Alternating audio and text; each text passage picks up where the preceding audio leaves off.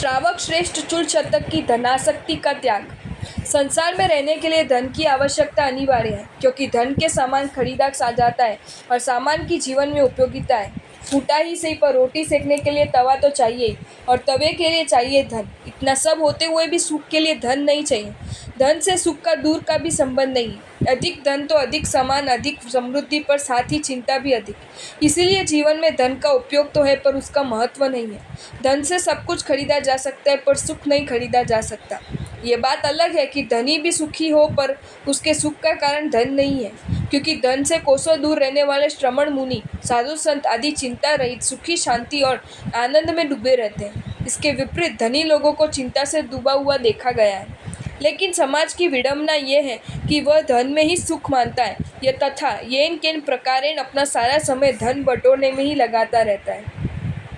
निर्ग्रंथ तीर्थंकरों ने अंगार के लिए धन का सर्वथा त्याग बताया, और श्रावक के लिए पंचन अनुव्रत में धन के परिग्रह की एक सीमा बांधी गई है। उस बंधी हुई सीमा से अधिक धन का त्याग बताया।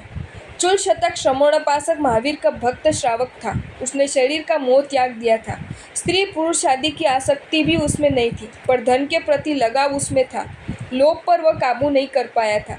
लेकिन जब उसने ये जाना कि धन की आसक्ति मेरी साधना में बाधा है, तो उसने उसे भी त्याग दिया था। साधक वही है जो अपनी भूलों को मालूम करता रहे। आल्बिका नगरी में जितशत्रु नाम का राजा था। वह धर्म प्रिय शासक था और प्रजा को सुख देने वाला था।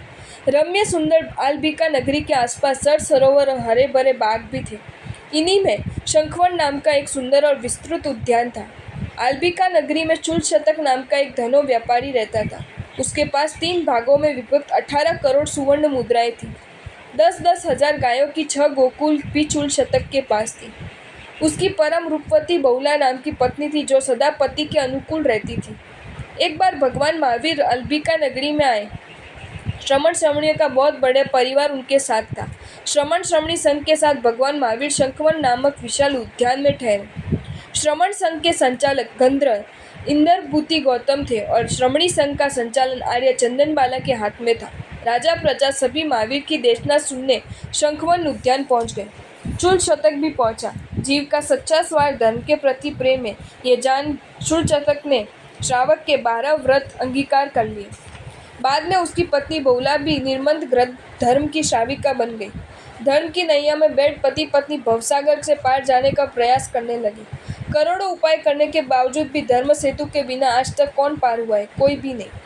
कुछ वर्ष यूं ही घर गृहस्थी में धर्म पालन करते हुए बीत गए। फिर चूल शतक ने घर का भार अपने ज्येष्ठ पुत्र को सौंप दिया और पौषधशाला में जाकर निश्चिंत होकर श्रावक व्रतों का पालन करने लगा। उसने श्रावक की 11 प्रतिमाएं धारण की। श्रावक होते हुए भी वह श्रमण कासा कठोर तपमय जीवन बिताने लगा।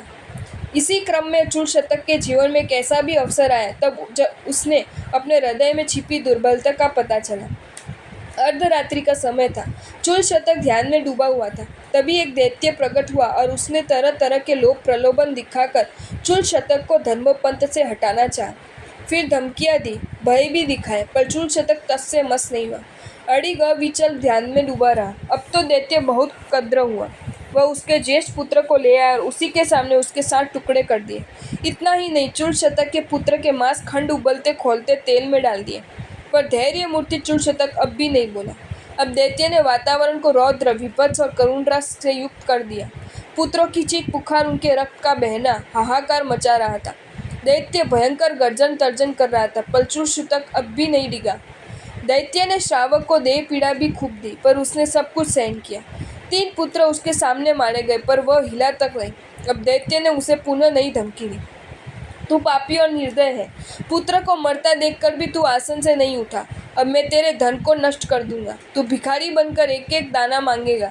धन के अभाव में तू रोटियों को तरस जाएगा। अब चूल शतक का मन डावाडोल हो गया। उसने सोचा, ये दैत्य सचमुच ही मुझे कंगाल बना देगा तो मैं कहीं का नहीं रहूँगा। संसार में दरिद्रता के समान कोई दुख नहीं है। धन के प्रति रही आसक्ति प्रकट हो गई। चूल शतक दैत्य को पकड़ने दौड़ा। ठहर जा, मैं अभी तेरा काम तमाम करता हूँ। दैत्य जो चाहता था सो हो गया। चूल शतक धन से युक्त होकर धन बचाने दैत्य के पीछे भागा। दैत्य तो ओझल हो चुका था और चूल शतक एक खंभे से टकराकर गिरा तो हाय हाय करने लगा। उसकी पत्नी बाहर निकल आई और पति के चिल्लाने का कारण पूछा तो उसने सब कुछ बता दिया। सब कुछ सुनने के बाद बहुला ने कहा, स्वामी आप चले गए, किसी देव ने आपके धैर्य की परीक्षा ली होगी। पुत्र तो जीवित है, तीनों सोए हैं, धन भी सब सुरक्षित है। अच्छा है, मेरे धैर्य की कसौटी हो गई। चूल शतक ने कहा, बिना धैर्य के धन का पालन नहीं हो सकता। तन के साथ मन की स्थिरता चाहिए। इतना सारा दान पुण्य करने के बाद भी मेरा मन धन का मोह समाप्त नहीं हुआ। यदि देव मेरी परीक्षा नहीं लेता तो अपनी छिपी दुर्बलता को मैं कैसे जानता। आप दुखी न हो, बहुला ने चूल शतक से कहा। जो लोग सही रास्ते पर चलते भूल उन्हीं से होती है। गलत रास्ते पर चलने वाले से भूल होगी ही क्यों, क्योंकि उसका तो मार्ग ही भूलों का है। अब आप धन की ममता भी त्याग दीजिए। देव भवन पुत्र पत्नी को धन भी तो यही रहने वाली चीज़ है, साथ तो धर्म ही जाएगा। चूल शतक ने अपनी दुर्बलता को तत्काल दूर कर दिया। उसने पुनः दत्ताचित होकर धर्माराधन शुरू किया और करता ही रहा। अब उसके सामने कोई बाधा नहीं थी। जीवन के शेष 20 वर्ष धर्म ध्यान में बिताते हुए चूल शतक ने पंडित मरण प्राप्त किया और स्वधर्म देवलोक में अरुणशिष्ट विमान का देव बना। अगर आपको ये वीडियो अच्छा लगा हो तो इस वीडियो को लाइक करें और मेरी channel Jain facts and stories को सब्सक्राइब करें। धन्यवाद।